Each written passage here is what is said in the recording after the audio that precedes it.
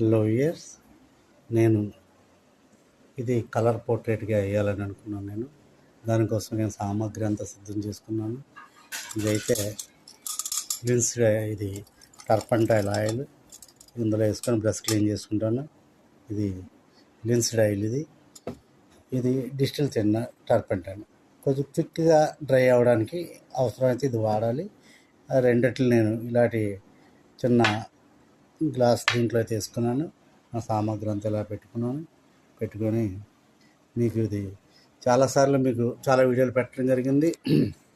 ఒక పోర్ట్రేట్ వేయాలంటే ఆ ఫోటోని జెరాక్స్ చేసుకొని వెనకాల కార్బన్ పెట్టుకొని క్యాన్వాస్ మీద పెట్టి దీనిపైన ఇలా గీస్తే వెనకాల కార్బన్ దీనికి వెనకాల పడుతుంది కాబట్టి ఆ విధంగా మనకు అవుట్లైన్స్ వచ్చేస్తాయని చూపించాను.